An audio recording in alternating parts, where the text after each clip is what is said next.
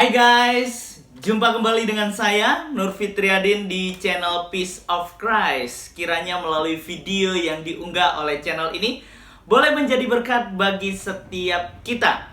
Terima kasih kepada teman-teman yang terus setia mendukung channel ini. Kiranya Tuhan memberkati kita semua dimanapun kita berada.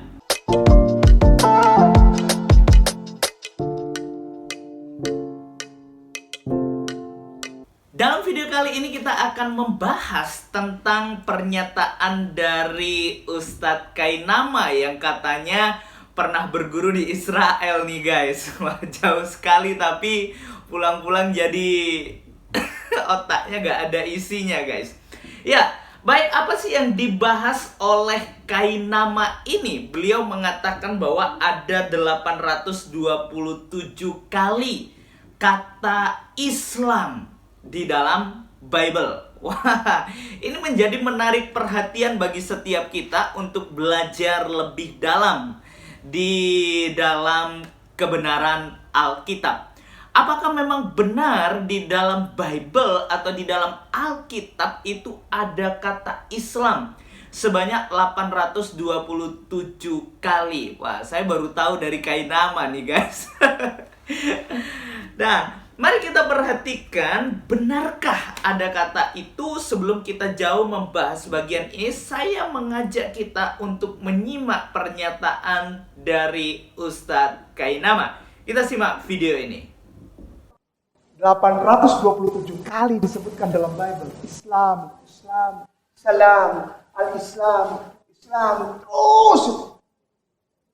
Selama ini saya nggak pernah tahu. Taunya apa? Shalom, Shalom, Shalom, Shalom. Terus Shalom. Loh, ternyata Shalom itu bukan Shalom. Tapi Shalom adalah din, agama. 827 kali. Sister. Wow.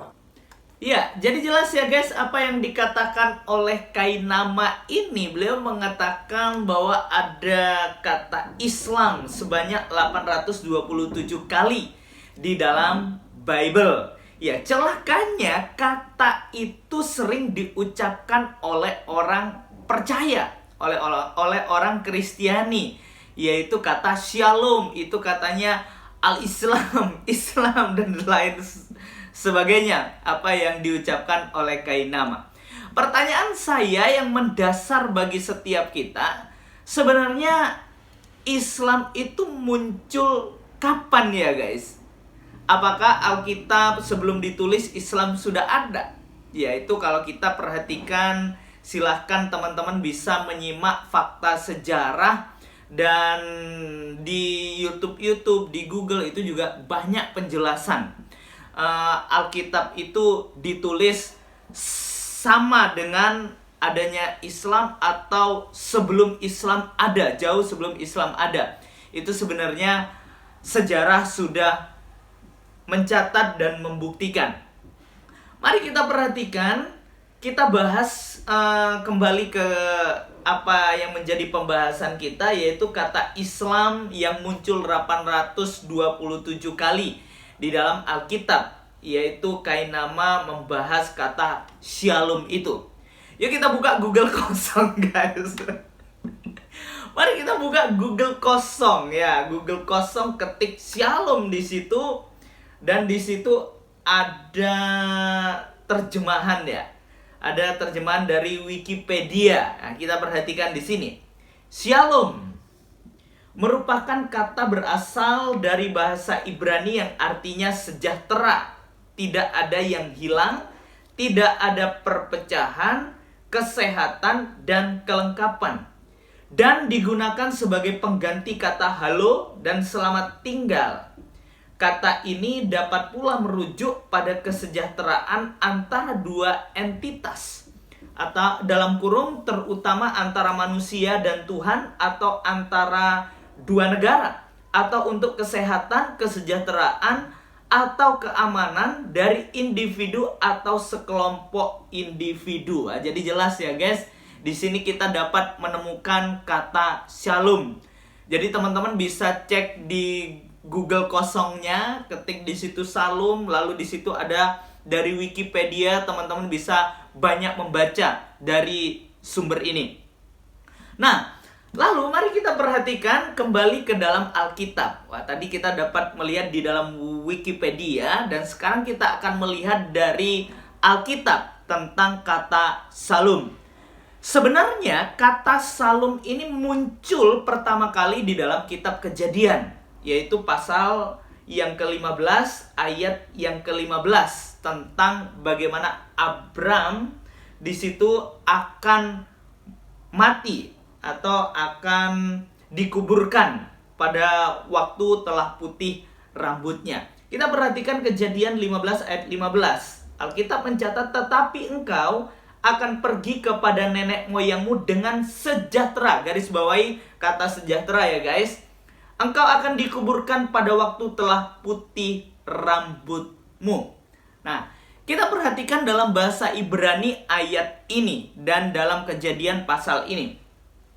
Di dalam Kejadian 15 ayatnya yang ke-15, di sini Alkitab bahasa Ibrani memakai kata besalom.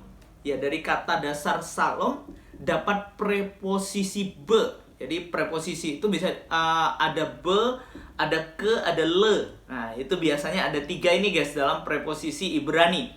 Yang artinya kalau be itu di dalam atau dalam, dan kalau ke itu seperti, kalau le itu biasanya untuk. Nah, itu biasanya dipakai arti sedemikian di dalam preposisi bahasa Ibrani. Jadi jelas ya guys.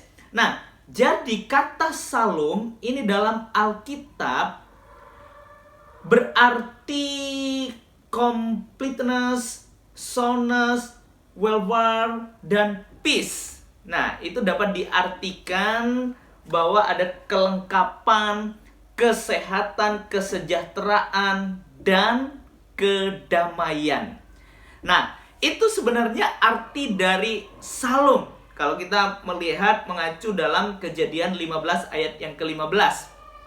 Lalu sebenarnya konteksnya apa ya guys dalam Kejadian 15 ayat 15 ini? Di situ sebenarnya Tuhan berkata bahwa Abram sendiri tidak akan mengalami perbudakan. Ia akan mati sebelum Israel diperbudak. Ini juga berarti bahwa ia akan mati sebelum atau tanpa bisa melihat penggenapan janji Tuhan tentang tanah Kanaan yang akan diberikan kepada keturunannya. Jadi jelas ya guys, kalau kita melihat konteks salom di sini itu menunjuk kepada sejahtera. Tidak ada peperangan, semuanya aman, semuanya damai ketika Abram akan kembali kepada nenek moyangnya. Jadi jelas ya, ketika Abram akan dikuburkan, ada damai sejahtera. Tidak ada peperangan, tidak ada kerusuhan, dan semuanya damai. Jadi jelas ya guys, kalau kita memperhatikan konteks ini, sejak kapan salum itu jadi agama? Mungkin sejak Kainama belajar di Israel atau Israel di mana ya guys. Tidak pernah ada salum itu jadi agama, enggak. Salum itu biasanya digunakan oleh orang Kristen ketika menyapa, shalom, dan lain sebagainya. Jadi jelas ya guys, dari ini kita dapat melihat konteks yang sesungguhnya arti dari kata salum ini. Bukan menunjukkan kepada salum itu agama Islam. Al-Islam, Islam. Ada ya salum jadi Islam. Dulu pernah juga ya guys, ada kata apa ya, muslimun. Jadi kata muslimun itu kata apa saya lupa, itu sudah saya bahas di YouTube saya yang sebelumnya.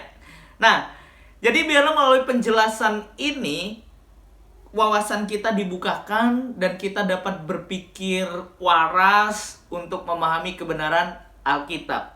Saya sebenarnya kasihan ya guys ngelihat santriwatinya yang dikibulin Kainama ini ya, yang dibohongin gak jelas. Entah ini rektornya salah untuk undang pengajar, atau saya tidak ngerti ya guys, ada motivasi apa di balik semuanya, hanya Tuhan yang tahu. Ya, kiranya melalui video ini kita diberkati. Tuhan Yesus memberkati kita semua dimanapun kita berada. God bless you.